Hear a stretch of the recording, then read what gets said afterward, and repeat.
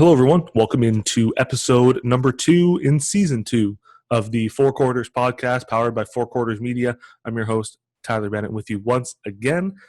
Episode number 2 is the first U Sports specific episode of season 2 of the Four Quarters podcast. Part 1 is right now. Part 2 will follow. Part number 1, we have former Queens women's basketball head coach James Bambury joining the show. And what I would later find out is a bucket list item for Coach James. He's never been on a podcast before. He touts himself as an early adopter, if you will. Has been on the podcast trend for a while, listened to a ton, but has never been on one until now. So that was really cool to flip the script for him. Instead of listening to one, have him speak on one. And he shared a ton of great insight on the Gaels and kind of his progression from playing at Queens back in 2000 to 2003 to coaching overseas at Leeds Metropolitan University and then coming back to Queens in 2012, and kind of that progression and how he was able to take the jump in, be the interim head coach last season in 2019-2020, and really reshape the Gaels for a year. They'd lost their top 3 scorers, but they made some big adjustments in practice and in film and what have you, revamped their offensive approach a little bit, and ended up increasing their offensive output as a team by 10 points. You very rarely see a team lose their top 3 scorers from a year before and improve by that much. So I think that's a really big testament to the work that they all put in to be successful. And Queens was a team that was highly touted, highly ranked all year long, rightfully so. But the fact that they were never really at full strength, I think, is the one scenario or situation that leaves you wondering what if. Injuries, Sophie DeGoody out at rugby, national champion, probably down the road going to be a member of the national team and an Olympian. This Queens team was able to stay competitive in a strong OUA across the board. All 18 teams fought. And especially for them in the East Division, that's no slouch. And for them to be competitive right down the stretch and be a nationally ranked team for a good chunk of the season is a big testament to what James Bambury and his staff were able to get out of that team. So we kind of learned about that, the adjustments they made in practice to get the team to where they were.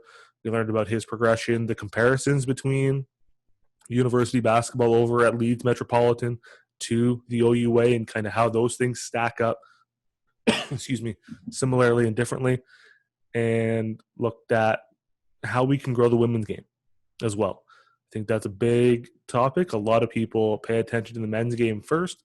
The women's game tends to get overlooked a little bit. So we're trying to start a discussion around that and got James's input on how we can grow the game of women's basketball in Canada, especially with the COVID-19 pandemic, potentially delaying the start of the 2020-21 season. That break in action and the longer break in the conversation that most people don't take part in is going to be even longer. So we got some ideas on how we can keep that rolling. It was just a fun chat. It was great to have him on and, like I said, be the first podcast he's ever been on. So with that in mind, we're going to jump right in. Here is part 1 of episode 2 in season 2 of the Four Quarters podcast powered by Four Quarters Media with former Queens women's basketball head coach James Bambury. Enjoy. All right, so we're now joined by former Queens women's basketball head coach James Bambury. And James, first off, I want to thank you for taking time out of your day to do this. How are things on your end? They're actually great. My wife and I have 2 young kids, so This whole COVID thing is one of those kind of forced into family time, and it's been fantastic. It's stuff you don't get as a coach, right? Like we're on the road 36 weekends out of the year, and then odd practice times and everything. So it's been nice. It's been it's always different when you go from one extreme to now you're home all the time. You get to see everything that happens on those weekends that you would normally miss in a season. And even though it is the off season now, there's still the recruiting for a coach and everything else. So it's puts a lot of things, I think, into perspective for everybody now that there's so much more than just work, and really puts an importance back on the family time. And so it's good. I think there's a lot of people probably in the same boat as you, just enjoying the time they have with spouses or kids, whoever.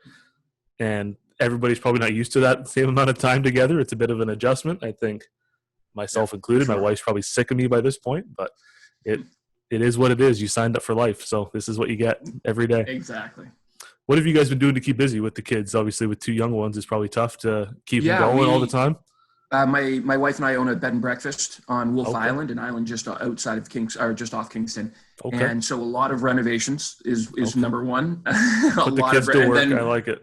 Yes, exactly. And then we have chickens and a pond and all this other stuff. So the kids are just outside constantly. And we've been trying to do this thing that every kind of third day we introduce a new sport. So we'll watch it on YouTube and be like, let's go try this. Okay. So, No, javelin was one of the sports, and now they're just throwing sticks at each other, which is always fun.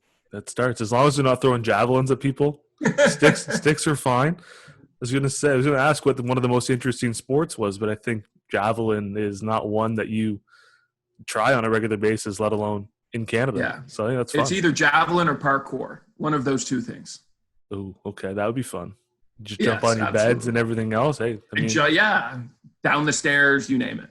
Ninja Warrior in your house too with your contest. Absolutely. That'd be interesting. Yeah. Looking at your career so far, you played at Queen's 2000 to 2003. You went over, coached in Europe, Leeds Metropolitan University, came back, RMC for 2 years, and then you went to Queen's. Yep. Having played at Queen's for 3 years and then coming back in 2012, what was it like for you returning to Queen's, but this time as a coach? Yeah, I've always said that this has always been my answer to a lot of people. People are like, oh, where was I? So I moved, I think it's 12 or 13 times in 25 years as a military brat. Mm-hmm. And the only place I'd ever stayed more than 3 years was Queen's. So when I stayed for my 4-year degree and I was there, so Queen's always felt like home in general. Okay. And so coming back to it, we've always known that, Queen's is a great academic school, but now what has happened over the past 10 years where we have world-class facilities now. So we have a court where we can actually run basketball individuals all morning, and we have that space. So I think the athletics department kind of has caught up to where the academic departments have been. So it's been great. We loved it. Was it always a goal for you to go back to Queen's with, like you said, having lived in so many spots for 25 years? Was that ever a goal, or was it just kind of see where you ended up? It was kind of see where I ended up. Like almost everything that I've always done has never been on purpose. It's been happenstance. It's been hustle. It's been whatever. And honestly, you probably wouldn't have come back to Queen's if it wasn't for me coming back to RMC in the first place. So. Okay. So if it wasn't RMC, then who knows where you would have ended up. Could be back in Europe doing whatever. Yep, for sure. The life has a weird way of working itself out. You just kind of play by ear, and you end up in a good situation. And here you have been 7 years, going on 8 now. And hindsight, I guess, wouldn't change a thing. You ended up where you're supposed to be, and it all worked out. Absolutely. Yeah, no, definitely. And then also going back to Queens and working with elite people is just special, right? Like we're looking at I think next year this past year, I think we had 9 academic All-Canadians. And so that's with a rigorous course load, a rigorous basketball load. Yeah. And then they complain they don't have enough time to volunteer. It's like being around people like that just inspires you, right? Those are the people you want to be around. Like you said, they inspire you to do more, and they squeeze every ounce of time in a 24-hour day. And it's always good too when you get players that complain that they can't volunteer. Yes. Because you get some that complain that they have to volunteer, but having the ones that want to do it, you take those 11 times out of 10. And that's part of the culture that we really leaned on over the past 7-8 years is like, do what's right. Mm-hmm. Like, don't just do something, you do it because there's a purpose to it. Mm-hmm. And so they, honestly, the best thing at the end of the year, they normally do at our color awards or our varsity awards banquet, they'll do different video vignettes, and one of them was, oh, Gaels volunteering. And I saw like 7 or 8 of our players up there, and I'm like, I didn't know you did that. Like, wow, when did you find time? So like, it's not something we'd be bragging about either. It's just something they did, which is super, just so much fun. And that's another level to it too, where they go out and do it without being told to, or without you even knowing. They just go do it because it's the right thing to do, and they enjoy it, and they want to help out. That's even better. Then you don't have to be there telling them we're doing this as a team this day. Be there, but then they go out and do it on their own, which is like, that's the character that you can't teach. You have it or you don't. I've kind of a wide range throughout my career, but like I've rarely ever met someone who is an elite basketball player who isn't also elite in life aspects as well. Okay. So the joke I would say is with parents and players about, I could watch you play for about 3 minutes and I know who you are as a person, right? Like it's that idea of, is your head up? Are you communicating? Are you sharing defensive responsibilities, offensive responsibility? And you're going, oh, well, you do those things because you're a great person.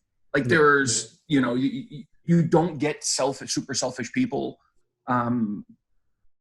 that will go out of their way to sacrifice. Right. So I think, that's a big part of it as well. They're elite people that you get to work with every day, which is awesome. Yeah. And it's a good problem to have if you want to volunteer and you're trying to find time and you're concerned that you can't do it. That's you're doing something right, for sure. Looking at your time in Europe, coached at Leeds Metropolitan from 2008 to 2010, if I'm not mistaken. Kind of comparing that to Canadian university basketball.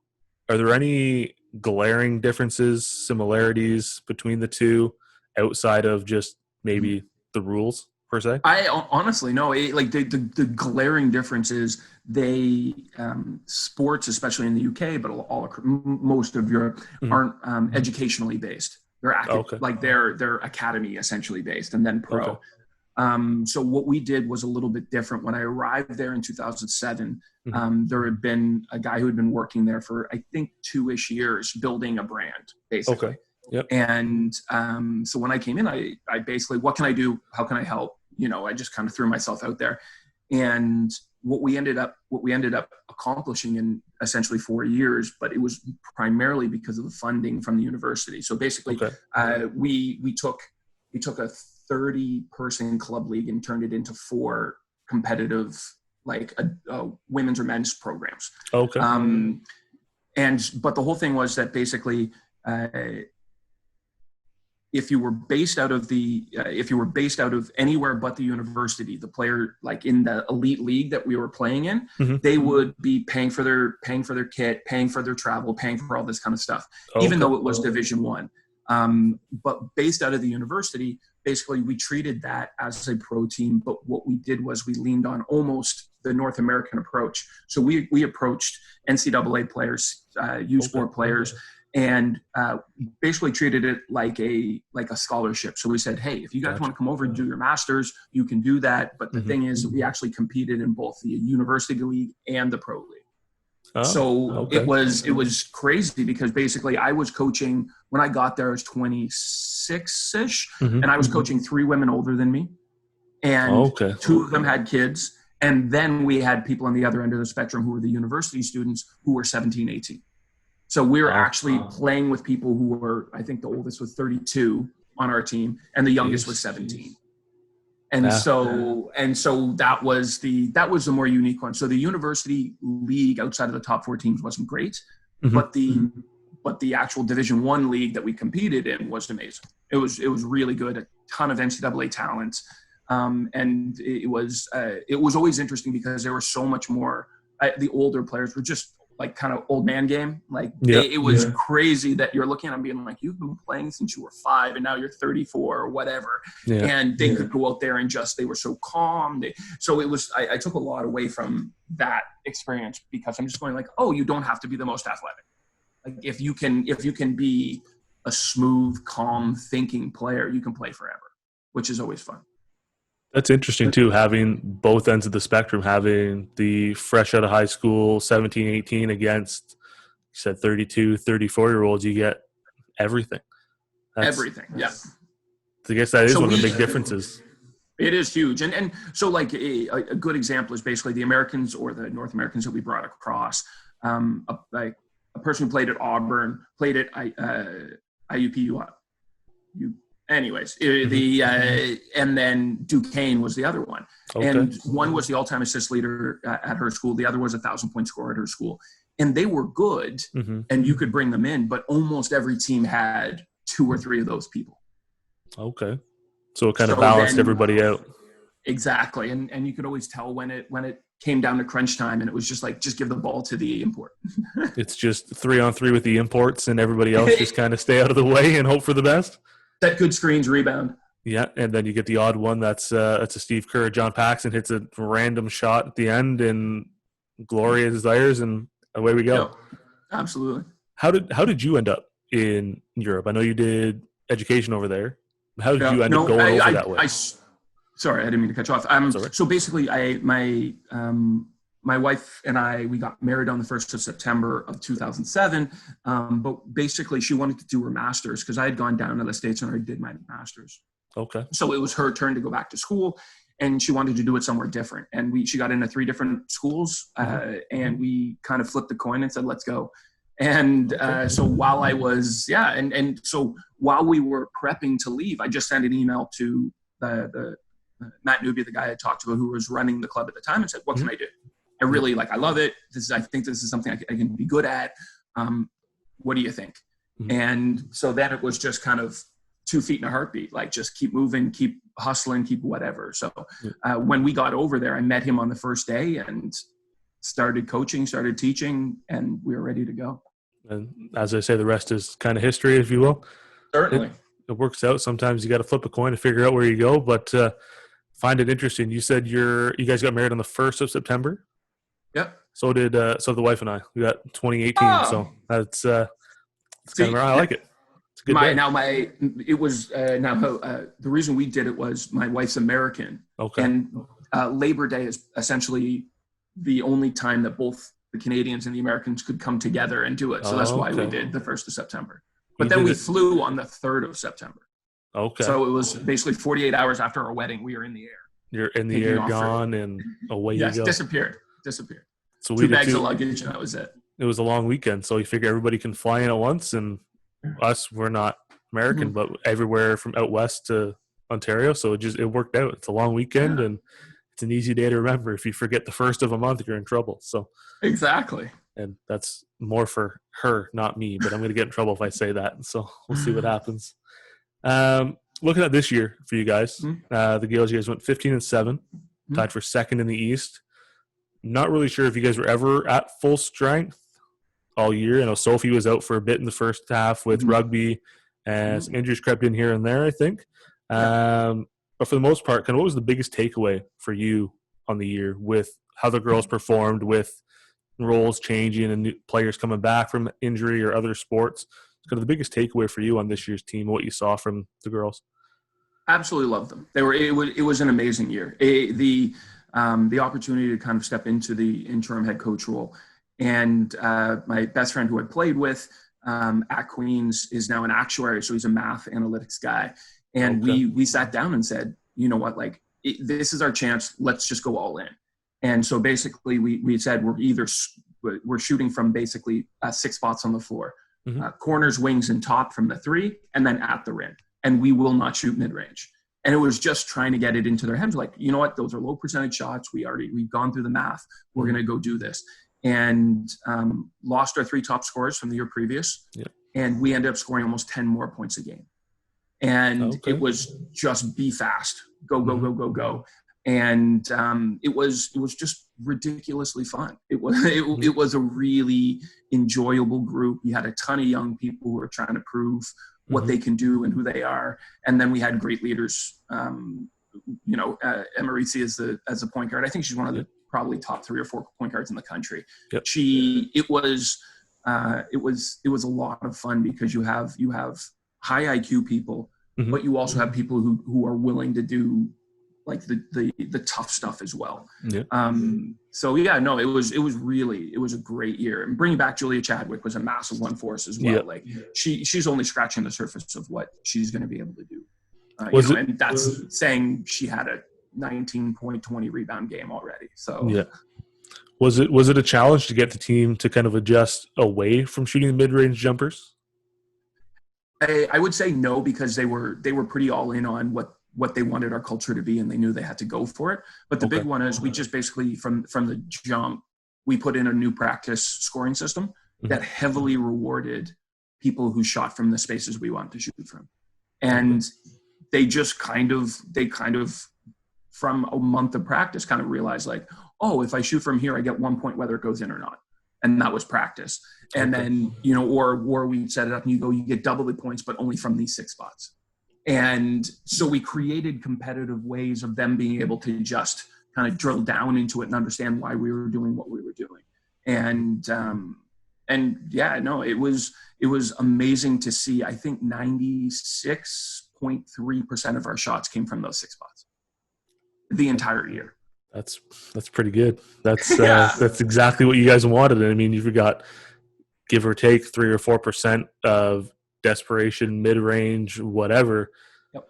It worked. That's it worked. And like you said, averaging 10 more points a game, right? 10 more points a game absolutely. from a year. That's a big increase. Yeah. After losing 3 we lost a 1,000-point scorer, Mariana Larry. We lost a big in Veronica Laverne, and we had Maddie Morris, who'd been around the team forever and just knew exactly what to do, when to do it. Great shot blocker. And as they left, it was just basically we sat down with the rest of the team and go, look, we know they're not coming back now. Who's ready to step up? Like, who wants to come into this minute? Who want to come into these minutes? Who want to come into these roles? And then just every single person stepped forward. It was great. Yeah, it's everybody came together as one. And you mentioned Emma Ritzy. I think she is one of the more underrated players in all of Canada, let alone the OUA. I think she'll get her due hopefully soon. And honestly, it's one of those stats they talk about with Nash. Like at a certain point in the time during this year, she was like a 53, 45, 90% from the free throw line. And you're looking at it across the board and you're going like, if we put her in pick and roll, I think for the first half of the year, she was scoring over a point per time she used a pick and roll. Okay. Now, of course, most people look at me and go, why didn't you just keep running pick and roll with her? But she is absolutely exceptional at what she does. I think just across the women's game overall, I think that's what you find is a lot of it gets overlooked. I think a lot of the attention goes to the men's game. And the women kind of fly under the radar. You see it even just when there's back-to-backs. Women play at 6, men play at 8. A lot of the stands aren't full till 7:30. People trying to get in early for the men's game. And I think the product the women's game has is as good as it's ever been, and it's just going to get better. And you see it with the national team, with their results too nowadays, and putting more eyes on women in basketball. What are your thoughts on the game, on the women's game, and kind of where it's headed, and kind of what people need to start paying attention to, I guess? I think the biggest difference in general is I always had this joke because I worked down at 5 Star, the kind of amazing basketball camp they have around the States, and I always, when I was coaching like the boys there, so like kind of 13 through 18, the thing that I always struggled with is a lot of them were athletic enough to not do what I would consider to be the right things. Okay. Where you go like, why? Like, no, if you get to there, land on 2 feet, or you can Euro and finish over here. And they're like, I'm just going to dunk on them. And so with that element being removed from it, I've found that actually coach-player interactions are so much more how's the easiest way? So much more helpful because I always find in the women's game more willing to listen, more willing to try things, because they're not just get out of my way. I'm gonna Kobe this guy, or I'm gonna like they're. I think it's as much of, if not more, of a team game, especially. Okay. And I think the other thing that people are missing, like I would say people would miss out on if you're not coming. And whenever I run camps, I try to get it across to people. Like, you mentioned her earlier, Sophie DeGoody is going to be an Olympian. It'll probably be in rugby, but she's going to be an Olympian. But you look at even like the SAS team that won the nationals this year. There was, I think, probably 3 or 4 kids who are going to either be on our national team or on our FISU team or whatever else. Though we lose the super high end kids, just like the men's league, I think what we're actually starting to do is we're actually starting to keep that next tier. That, which means that now you're looking at and watching national team players, and you can come in and do it for $10. Like, I think that's something that people don't really realize is how talented the women's game in Canada is right now. I agree. And every year it seems that there's a different team that's making a run at nationals, and anybody can come out of nowhere. Like you saw Brock this year make a run to the silver medal, and UPEI go for bronze. And teams that you don't really expect or think are going to make a run. You got your Carltons, your Ottawas, your Ryersons that are always at the top, but then you've got a handful of teams, if not more than a handful, that are more than capable of making a run. And you saw it this year with Saskatchewan winning gold, and then Brock and UPEI. And there's so many talented programs, talented players, talented coaches that just don't get the attention. And I think a lot of it, like you said, with Sophie and her story of rugby, and that's a story that you want to tell, and people can understand that. And there's not a lot of conversation around the women's game outside of, like, the SIDs do everything they can, but they're covering God knows how many sports out of school, right? And you just got to, that conversation has to start somewhere. And I think that's a big thing to draw eyes, but because there's so many unique stories, like you mentioned, Sophie's with rugby and being a national athlete. I think that's kind of where it starts, and then get them into the gym and watch those athletes for $5-10, and it's great. It's great basketball too. It's great basketball, and I shout out to Connor Vrieken, who's on Carleton right now, but he's a Kingston kid, and I've been working with him when he was younger, and I'll never forget the day he stepped on the floor when he was like 9th grade-ish, I think 9th grade, 10th grade. And he would play against our players. So we called it a scrub team. So we'd bring people together, high school players, former OUA players, you name it, both men and women. And I'll never forget the first time we put him in like the floppy action, trying to guard one of our players, and him getting drilled on a back screen. Like, and it was just, oh, wow. Okay. I got to keep my head up. I got to because, it's so much more team-based, flow-based basketball. So even if you had an elite athlete, not saying Connor is one, I'm just kidding. But like, if you have someone who is going to be a very elite basketball player, and then all of a sudden you put them up against some of the women, you're going like, okay, I may be more athletic than you, but like, oh snap, like there are really intriguing parts of the game that you never come across sometimes, especially when they're younger high school players. They're like, oh, this is what team defense looks like. Oh, this is what like pure offensive action should look like. And so we actually bring in people like that, and it's always so much fun to see them halfway through the year just attach themselves to the team, be like, no, they like these people can ball like that. Like, they start getting and understanding how much fun it is to watch the women's game as well.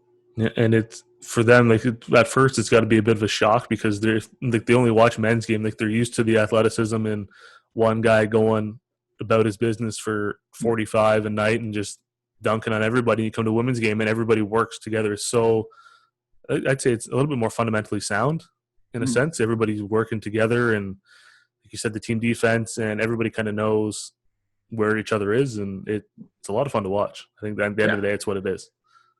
Well, and I'll use us as the example from last year, but like, we scored essentially 80 a game, and we didn't have anyone averaging over 12 points. Maybe 14 points. So it's just like, because what you're talking about is there's more flow, you share the ball. And now, like, of course, there are men's teams that do the exact same things, and they're fantastic. So I'm not lumping them all into one group, but for sure, I would definitely say that in the women's game, and the growth that I've seen since I've been back in the country has been exponential. Like, it is, you look at that Ottawa team that didn't unfortunately make nationals. I think they were one of the best teams in the country. And the reason they didn't make it is that, like, there are a lot of other teams that are, if not as good, pretty darn close to that. So I think the gap for us has shrunk, where we used to have the top 4, top 5 teams. And you mentioned it, like, I think there was probably 25 teams in the country this year that could have knocked off those top 10 teams without a doubt. So I kind of, it's nice to see that growth in the women's game. And it's again, great basketball. And you mentioned like Ottawa not making nationals. The OUA, I think the top 5 or 6 it's a gauntlet, and it's a shame that only 3 of them could make nationals. Like there's so many talented teams in the conference, and even go top 6, top 8 even could make a run, and you wouldn't really bat an eye at it if one of like the 8th, 9th seed made a run and advanced to nationals, because it's so good, and the parity is so strong at the top of that league. It's a shame that only 3 can go.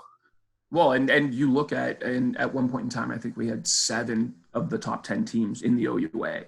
But like, if looking at our schedule, I'm pretty sure we played 9 or 10 outside, not even including preseason. We played 9 or 10 top 10 games. And like, you're looking at it, that's in a 20 whatever game schedule, and if 10 of them are against top 10 teams, you're looking at it like you said, the gauntlet. Like, you do the Windsor Western road trip, you have to play Western on Friday night, you turn around, you have to, who was a legit top 10 team, you turn around, you play Windsor back, and then the next weekend we're playing Ottawa Carleton. You're just going like where there's where no do break. we take a breath? There's absolutely there no break. There's no rest, and you get physical battles on one weekend, and then you think, okay, yeah, we can recover. No, you got to go, heaven forbid, you got to go to Windsor and London and then on the road again. If you at least play them at home, it's a bit better.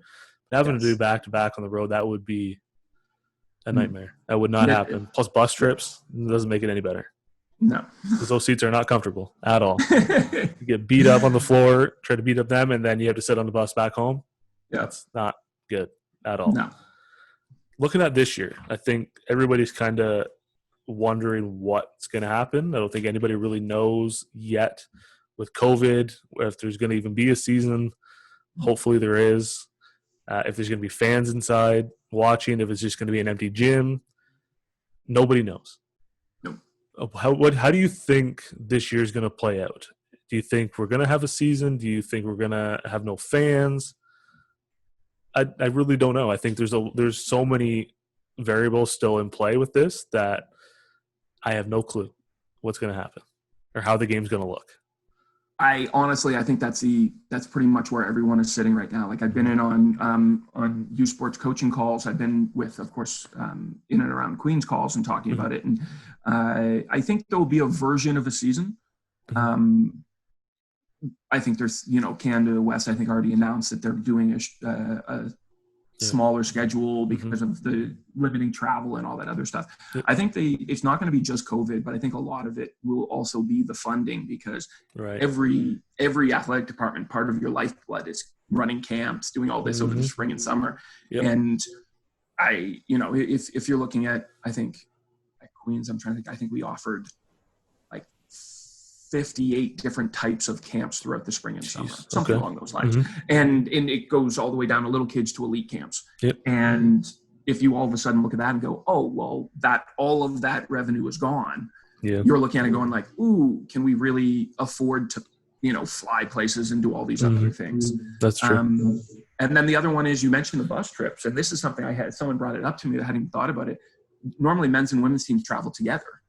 Right. Yeah. But if there's 50 seats on the bus, let's say, or 48 seats on the bus, I think then it reduces our ability to be able to use one bus to go places. Yeah, that's true too. Because you need some sort of distancing if we're going to go play. And so now you're looking at 22 people can be on the bus, not 50 or 48. And so now you're looking at going like, okay, now we have to take 2 buses to do a trip somewhere and all that. So I think there'll be some version of the season. It's just if I were to bet, maybe, it really depends on if there's going to be a second wave or not. But I'd probably say there'll be the version of the season is most likely going to look at January 1st.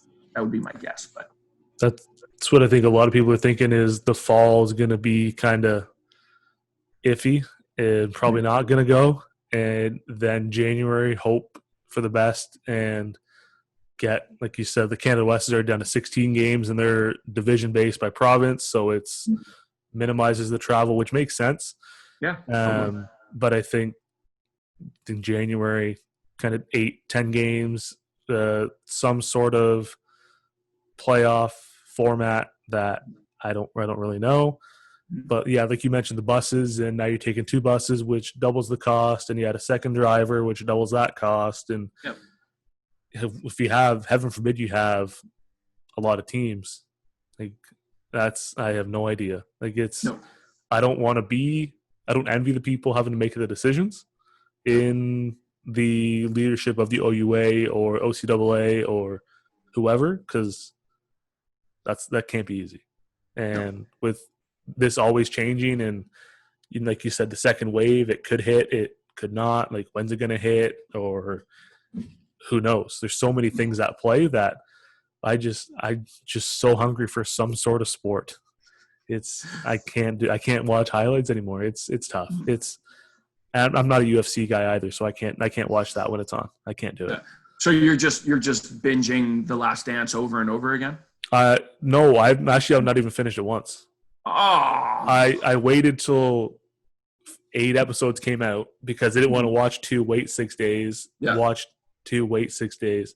So I think we're on 10 now. My wife works out of town, so she's gone for a week. So I'm not going to watch it until she gets back. Gotcha. But the more I watched it, the more I remembered pieces of it as I grew up anyway. So I'm starting to realize more of it. She didn't watch a lot of basketball growing up, so she's into it, and she's more concerned with Rodman's hair and outfits than the game when he's doing interviews. But the more I've watched it, the more I remember what happened, and I know the ending. I know how it ends. So, but it was fantastic to see kind of the background, the information, like the dialogue behind the scenes and what he went through. But I'm searching for anything at this point to watch to keep me sane. Highly suggest, this is what we came across when we were doing a sport every other day with the kids. Okay. Go back and watch old, like 1970s NBA.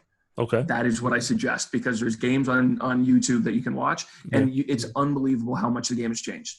Like, even watching The Last Dance and seeing how much the NBA has changed from then. That's true. You go back to the 70s, and people aren't guarding people outside of 15 feet, and that narrow key and all these other things, like, well, maybe not the narrow key, but like just the game's geometry has shifted.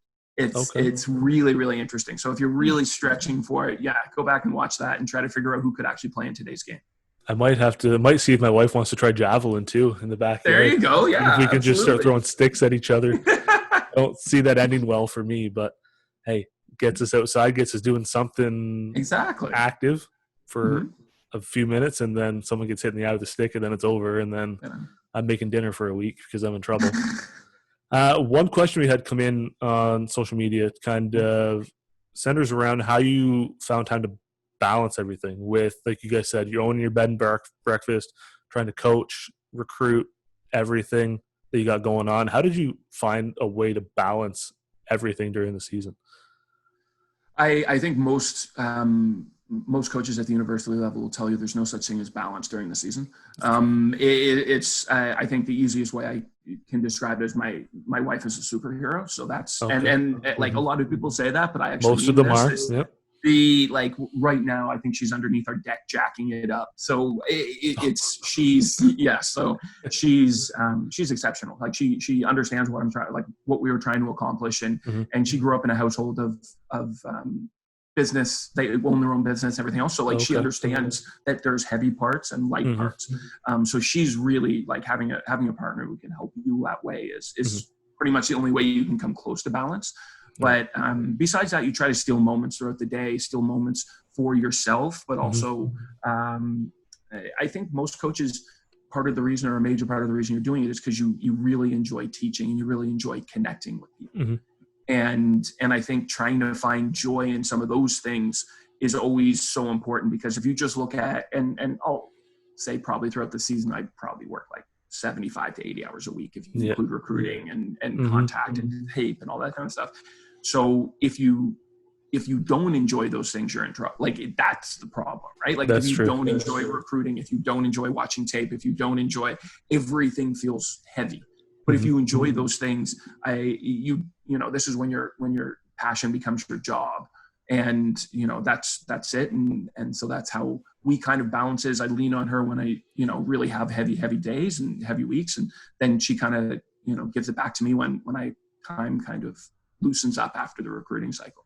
Yeah, having that support network and having, like you said, take those moments throughout the day. If you have the 5 minutes, just kind of close the office door and just take a minute to step away and call your wife quick or whoever it is, just to kind of remove yourself and de-stress. And like you said, if you enjoy it, like if you don't enjoy it, then it's going to be tough. It's going to be a struggle, but if you enjoy it, it doesn't feel like work. And it's just a lot of fun at the end of the day. And you get to teach the athletes and help them grow as people and push them to the next level in their career, whatever that's going to be. And you find the enjoyment. And I think the support network's the big thing. I think all wives or spouses, husbands, if the wives are coaching, that's what you got to do. The support's there, and you find time to make up for it in the off season. And just having that support makes it a lot easier for sure. Yeah, definitely. And it was a long time ago. I'm trying to remember. It might have even been in the UK, and we were studying, and like coaches have one of the highest divorce rates of any profession. Good. Just because like what you have to go through for portions of the year, I'm sure. Right. Plus coaches are bossy and mean and all that other stuff. So I think that's probably kicks into that too. It doesn't help at home. You can't coach at home. Yeah. No, if I bring out the whiteboard and try to point out where things should be going in the room, I don't think she's going to like that very much. If you bring out like a whiteboard with a kitchen diagram on it and start drawing where plates are, that would be terrible. Absolutely terrible. No, that would not go well. But I think the other part about it is I think my family in general, but my wife specifically, is hyper competitive as well. Okay. So I think she really, like this past year as the interim, she really enjoyed being able to go there and watch people that she's essentially seen grow up as well and compete. And she, she was the one who was texting me after games or during games, like, why are you having that rotation? What's going on here? Like, and she never played basketball ever. Okay. She didn't pay attention to basketball until I got there, but hyper competitive people find ways of being able to learn pretty quickly, I think. That's good. Hey, it helps. And yes, the sideline coaching is always good too, just to help out and keeps you humble. If you made a decision you thought was good, you get home and she just rips it apart. Yeah, absolutely. Keeps you humble after a while. Hey, I'll never forget we lost a national championship game when we were in England, and I came up to her and dejected and upset, and I was just like, oh, I just need a hug right now. And she looks at me, she goes, we didn't come here to lose. Which is amazing, right? Like, that's true. But like, if she wasn't that invested in what I was doing, then that would be worse. So I just love it. I love that story because it just shows like how much she takes pride in what we are accomplishing as a collective. So it's awesome. Shows that she cares. That's all you can ask for. No, one last one before I let you go. What's next for you? Are you with Queens again this year? What's going on with you for the upcoming season? That's kind of we're up in the air a little bit right now. We're kind of I guess weighing out options and looking at things and I would working with that team again would be an absolute dream, but it's just a matter of trying to figure out what's best and we'll kind of go from there. I did have a question for you. I saw you posted on Instagram if anyone had any questions for me. And my assumption was the first one would come back is, who is he? No one asked who you are. No, that's a good sign. That's a great sign. No, the two of the best ones were how you balance everything and what you're up to next year. People are curious to what you are up to next. So those are the ones that came through. Nobody asked who you were. So that's a good sign. People at least know the name, so that's a good start. And this puts a face to the name now too. So people are going to start knowing who you are. It's a good sign. There you go. I'll take that. I will tell you this one thing. I've crossed the bucket list. I've crossed off a thing on my bucket list. I have listened to more podcasts than maybe any human alive. Okay. I was on podcasts in like 2006. Okay, so you're an early adopter of the podcast. Early adopter, right? And I've never been on one. So this is amazing. Really? So I want to say thank you.